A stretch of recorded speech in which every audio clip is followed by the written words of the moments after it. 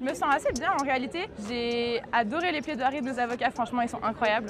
Et ils sont prêts à aller avec nous ultra loin et ils sont hyper supportifs. Et leur plaidoirie était vraiment superbe et ultra touchante, autant quand elles étaient factuelles et ultra rationnelles que quand elles étaient un peu sur l'émotion.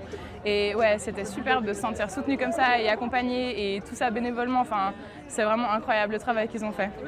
C'est un peu la première fois de ma vie que je vois ça et je trouvais ça assez impressionnant. Niveau argumentation, on n'aurait pas pu faire mieux. Ça me donne de l'espoir parce que c'est vrai que je m'attendais vraiment à ce qu'il y ait zéro acquittement et que ce soit mort. Là maintenant je me dis qu'il faut quand même bien motiver la décision s'il n'y a pas d'acquittement en fait.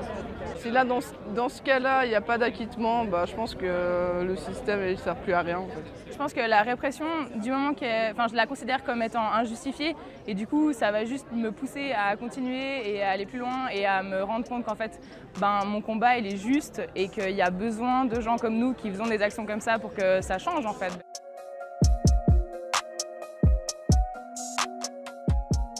Je suis fière parce que c'est ma fille qui est là en procès, mon fils qui a aussi participé à des actions.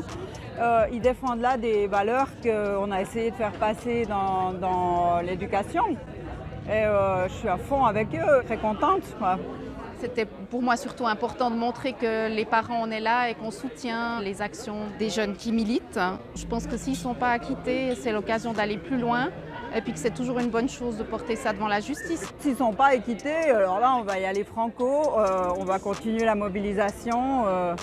Enfin voilà, ils n'ont pas fini de nous voir quoi.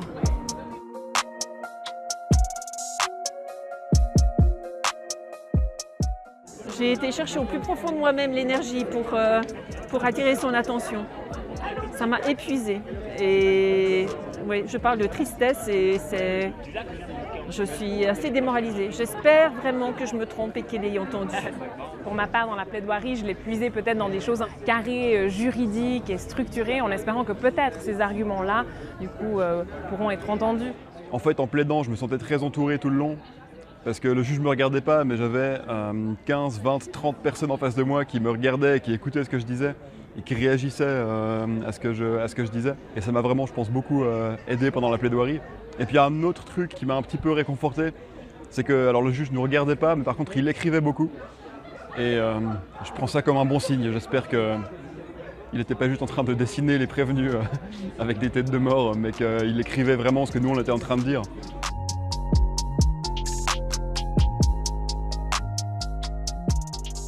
Alors pour moi, il y a toujours un espoir, sinon je ne ferais pas ce métier. Donc pour moi, oui, il y a un espoir. On espère que là, il a pris beaucoup de notes et qu'il va prendre ces 3 prochaines semaines pour relire ses notes, relire le dossier et arriver à un jugement juste. C'est précisément notre travail, quand on estime que l'État fait mal son travail, de défendre les personnes qui en sont les victimes, et en l'occurrence, c'est les activistes. C'est une cause qui me tient à cœur. Quand ils m'ont demandé si je pouvais intégrer leur équipe de défense, à aucun moment j'ai hésité parce qu'après une très brève analyse, j'ai réalisé que s'il y avait bien une action qu'on pouvait défendre sans avoir rougir à plaider l'acquittement, c'était celle-là parce qu'au fond, ils n'ont rien fait d'illicite. Ils ont simplement exercé un droit fondamental qui est celui de la liberté d'expression et de la réunion. Pour ma part, c'était une première fois que je participais à un procès d'une telle envergure, avec autant de prévenus et de prévenus, autant de confrères et de consoeurs, de faire une plaidoirie unique à plusieurs voix. C'est aussi quelque chose de particulier. On a beaucoup travaillé en équipe. C'est vraiment enrichissant d'un point de vue humain, tout simplement.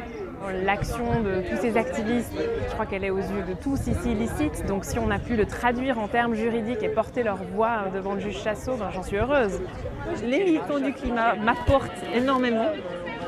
Ils me donnent de l'espoir, ils me donnent du courage aussi. C'est difficile d'avoir des clients mieux que les prévenus d'aujourd'hui parce qu'ils sont hyper informés. Leur cause est véritablement une cause qui nous semble véritablement juste en termes de justice sociale. Et à aucun moment, j'ai eu l'impression de travailler pour ce procès. À aucun moment, j'ai eu l'impression de faire un travail. C'était quelque chose plus de l'ordre de mon activité de citoyen en fait.